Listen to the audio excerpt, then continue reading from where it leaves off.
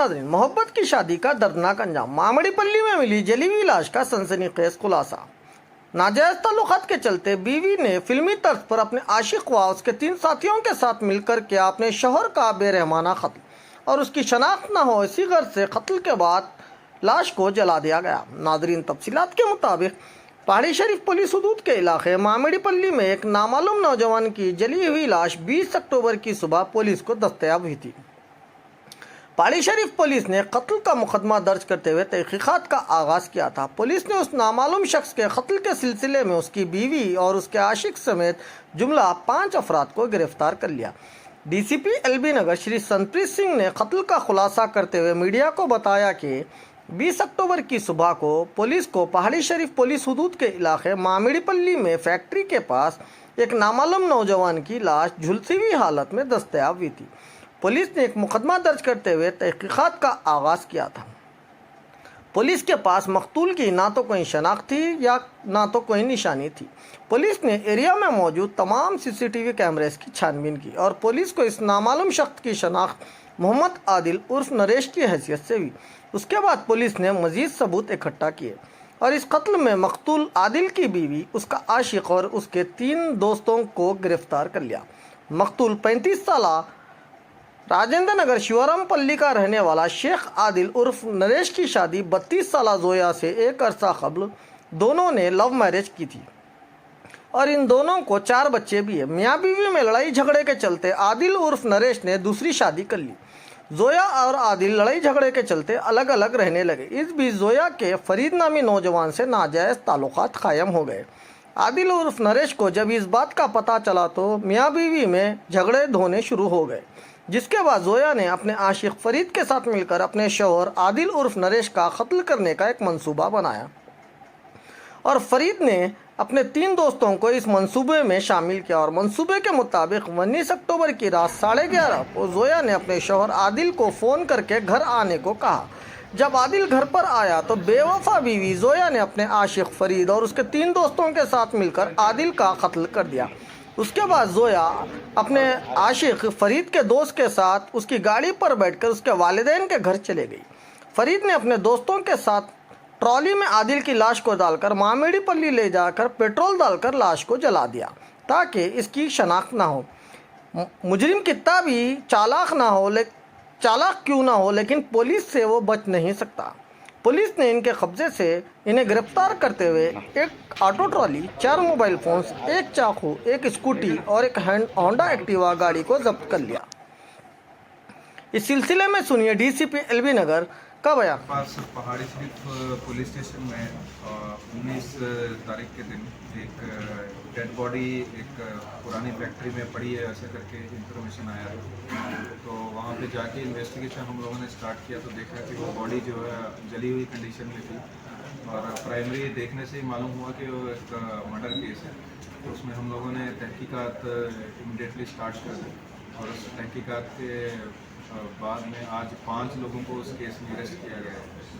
तो बेसिकली जो मरने वाला था इसका नाम था शेख आदिल एलियास नरेश, 35 साल का था और राजेंद्र नगर एरिया का रहने वाला है। इसमें जो एक्यूज़ है उसमें से जो A2 है जोया बेगम, वो इसकी वाइफ है और बाकी के जो एक्यूज़ हैं A1 सईद फरीद अली और A3 A4 A5 जिनके नाम मोहम्मद रियाज, शेख मावी और मोहम्मद जलील हैं।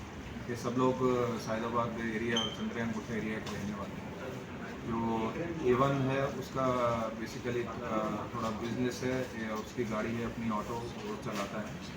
तो इसमें वाक़या ऐसे हुआ कि जो इस मरने वाला है इसकी वाइफ के साथ इसका लव मैरिज हुआ था काफ़ी सालों पहले। इन लोगों के 4 बच्चे भी हैं, लेकिन उसके बाद में इनमें थोड़े डिफरेंसेस आने स्टार्ट हुए। इसमें जो डिसीज ने एक दूसरी शादी भी कर ली एक दूसरी लेडी से और वैसे डिफरेंसेस स्टार्ट होने के बाद में से जो इसकी वाइफ है जो कि आज के केस में A2 है, इसने भी इसका भी दीवाना है, इसके साथ में दोस्ती हो गई, इनके भी आपस में रिलेशन स्टार्ट हो गए। तो इन कारणों की वजह से इन दोनों में आपस में झगड़ा चल रहा था और अलग अलग भी इन दोनों ने रहना स्टार्ट कर दिया था। जो वाइफ है वो इधर चंद्रयान गुट्टा एरिया में रहना उसने स्टार्ट कर दिया था।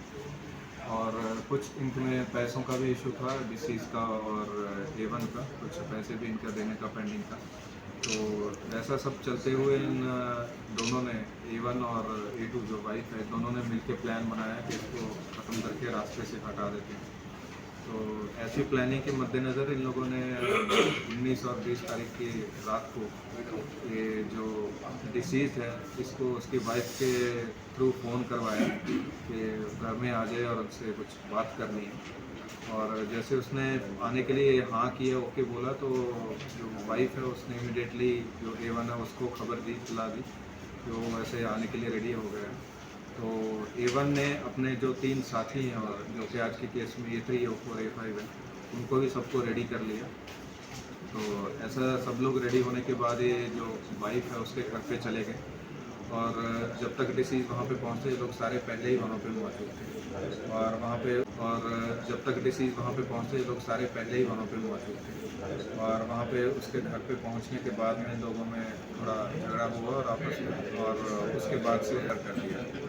मर्डर करने के बाद में जो वाइफ है, वाइफ को इन लोगों ने एक और के साथ में बाहर कहीं भेज दिया और ये जो बाकी के जो लोग हैं ये लोग गाड़ी लेके आए जो कि एक्यूज़ A1 की है, वो ऑटो गाड़ी है।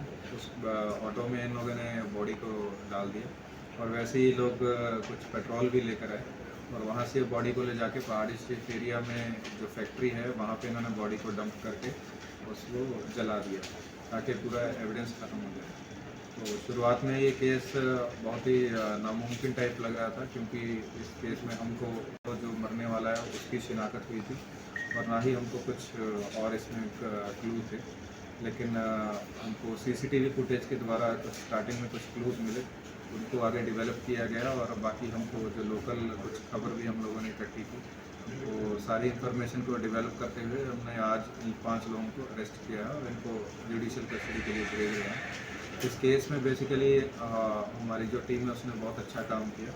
इसमें हमारे ACP वनस्थलीपुरम, हमारे IT सेल इंस्पेक्टर और हमारे पहाड़ी स्ट्रीट इंस्पेक्टर, पहाड़ी स्ट्रीट DI, पहाड़ी स्ट्रीट SI और उनका सारा टीम, इन सब लोगों को हम रिवार्ड से भी नवाजा।